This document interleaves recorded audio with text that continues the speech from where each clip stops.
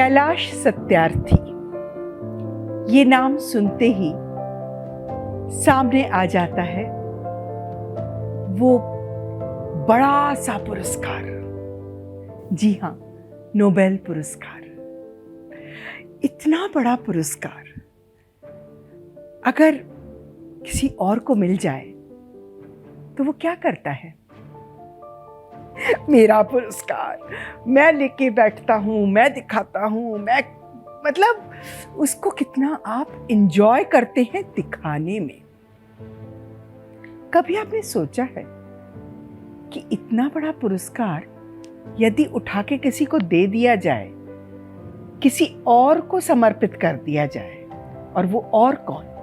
मेरा राष्ट्र, मेरा देश, ये समझ के कि मैंने ये पुरस्कार मेरे देश की वजह से जीता है। नहीं तो आमतौर पे हम सब क्या सोचते हैं कि मैंने देश को गौरवान्वित किया है, पर नहीं, देश की वजह से मैं गौरवान्वित हुआ हूं। इसलिए इस नोबेल पदक पर देश का अधिकार है, देश के हर नागरिक का अधिकार है। यही सोच थी, अभी भी है, कैलाश सत्यार्थी जी की। जब 10 अक्टूबर 2014 ये नोबेल पुरस्कार डिक्लेयर हुआ कि इस साल के लिए ये पुरस्कार मिलेगा भारतीय कैलाश सत्यार्थी को, तो पूरे भारतवर्ष में तो हर्ष की लहर दौड़ उठी। बहुत बड़ा सम्मान था सबके लिए। और सबसे बड़ी बात ये थी कि इसी धरती पर जन्मे, पले, बड़े, पढ़ाई यहाँ की, मतलब कर्म क्षेत्र जो भी है, सब कुछ यहीं किया। और इतना बड़ा पुरस्कार, ऐसा कभी होता है क्या? और यही विचार कैलाश जी के भी मन में आया कि मुझे क्यों मिल रहा है ये? पर पुरस्कार तो मिल ही गया था, क्योंकि उन्होंने ऐसे काम किए थे, बच्चों के लिए काम किए थे, उन्होंने बच्चों के संरक्षण के लिए काम किए थे, जिनको उन्होंने मजदूरी से निकाला था बाहर, बंधक लोग बच्चों को निकाला था बाहर, और उनको लेकर के काम किया था। ये कहानी हम फिर सुनेंगे, पर आज हम जो सुन रहे हैं वो है इस पदक की कहानी, इस पुरस्कार की कहानी। तो जब ये पुरस्कार उनको डिक्लेयर हुआ कि मिलेगा, मिलता बाद में है, पहले डिक्लेयर होता है, तो अक्टूबर के माह में 10 तारीख को ये डिक्लेयर हुआ। और जैसा कि सब जगह ये बात फैली और सरकार की तरफ से भी बहुत गर्व का अनुभव हुआ। और उस समय जो हमारे राष्ट्रपति थे प्रणब मुखर्जी जी, उन्होंने उनको आमंत्रित किया और सपरिवार कैलाश जी उनसे मिलने गए, भेंट की। और जैसा कि चाय पर बातचीत होती है, पहले तो उन्होंने बधाई दी, अपनी खुशी जाहिर की, बहुत अच्छी बात है। और उसके साथ ही प्रणब जी ने अपना एक छोटा सा दुख भी उनको बता दिया कि आज की तारीख में भारत की धरती पर कोई नोबेल पुरस्कार नहीं है। कैलाश जी को आश्चर्य हुआ कि ये पहला तो पुरस्कार नहीं है। नोबेल पुरस्कार सबसे पहले हमारे रविंद्रनाथ टैगोर जी को मिला था, उसके बाद दलाई लामा जी भी थे, हमारी मदर टेरेसा थी, अमर्त्य सेन थे, और काफ़ी सारे नाम थे। तो ये सब, तो प्रणब जी ने उनसे कहा, देखिए, जहाँ तक दलाई लामा और मदर टेरेसा का सवाल है तो वो एक अलग श्रेणी में आते हैं। अब हम दूसरों की बात करें तो वो सब प्रवासी भारतीय हैं, जन्म यहाँ हुआ है पर वो बाहर हैं, वो अपना नोबेल पुरस्कार ले गए अपने साथ।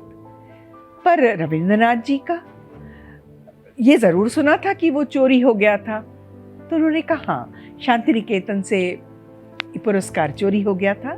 पर जिस समय प्रणब मुखर्जी जी विदेश मंत्री थे, वे उसकी एक रेप्लिका लेकर के यहाँ आए थे कि इस धरती पर, भारत भूमि पर नोबेल पुरस्कार एक तो रहे, लोग देखे तो सही कि क्या पुरस्कार होता है, पर वो पुरस्कार भी येन केन प्रकरण बाहर चला गया। वो एक बहुत अलग सी कहानी है। और ये सब बातचीत होते करते पूरा परिवार बाहर आया। गाड़ी में बैठते हुए कैलाश जी ने कहा, मेरे मन में एक विचार चल रहा है, मैं तुम लोगों के सामने रखना चाहता हूँ, सहमति नहीं चाहता हूँ, मैं ये करने वाला हूँ। तो सबने पूछा क्या? तो उन्होंने कहा, ये जो पुरस्कार मुझे मिलेगा इस पर मेरा अधिकार बहुत कम है, इस पर इस देश का अधिकार है, इस देश के हर नागरिक का अधिकार है। ये पुरस्कार इस देश को मिल रहा है, तो मैं चाहूंगा कि ये जो मेडल है मेरा, ये मैं देश के नाम कर दूं। तो जैसे कैलाश जी वैसा उनका परिवार, सबने कहा बहुत बढ़िया। पत्नी थी, बेटी थी, बेटा था, बहू थी। बहू उस समय फैमिली वे में थी, उनको 2 माह बाद बेबी होने वाला था। पर जब ये बात बाहर पहुंची तो उनके दोस्तों ने कहा, भाई तुम क्या गजब कर रहे हो, अरे तुम दादा बनने वाले हो, कम से कम वो बच्चा अपने हाथ से छू तो ले तुम्हारा नोबेल पुरस्कार।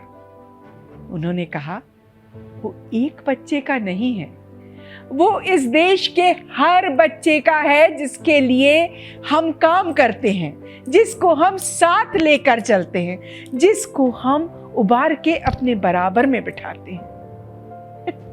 लोगों की जुबान बंद हो गई और वो जानते थे कि कैलाश जी अपनी धुन के पक्के हैं।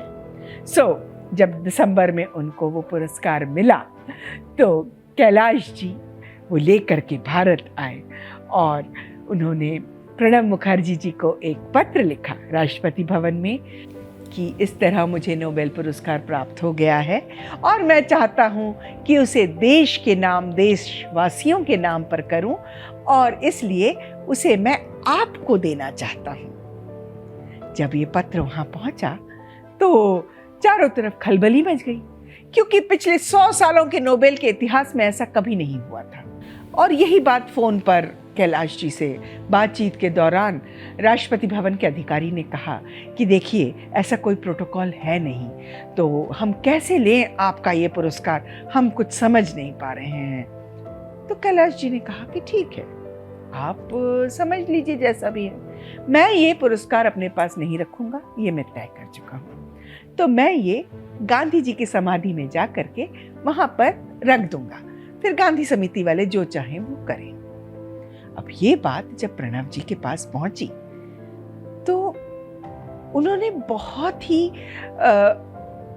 अच्छे तरीके से इस चीज को लिया, उनकी भावनाओं को समझा और उन्होंने कहा कि भावना बहुत जरूरी है, देश प्रेम की भावना से बड़ी और कोई भावना नहीं हो सकती और हमें उसका सम्मान करना चाहिए। और उसी भावना का सम्मान करने के लिए उन्होंने कैलाश जी को आमंत्रित किया।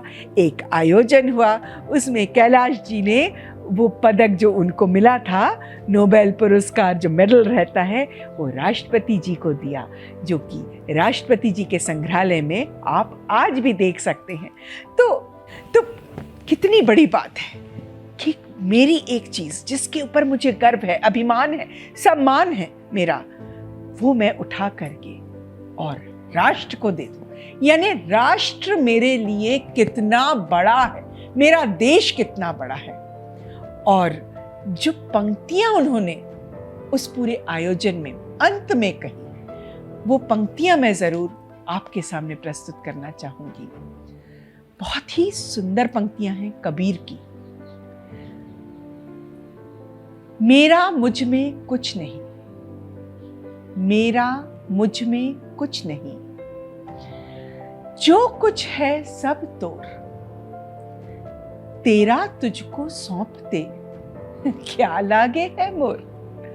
देखिए कितनी सुंदर और भावपूर्ण पंक्तियां हैं कि सब कुछ तेरा है, मेरा कुछ नहीं है, इसलिए यदि मैं तुम्हारा तुम्ही को सौंप देता हूं तो मेरा कुछ नहीं जाता। देश प्रेम की ये भावना, कहीं और आपको देखने को मिलेगी? सोचिए।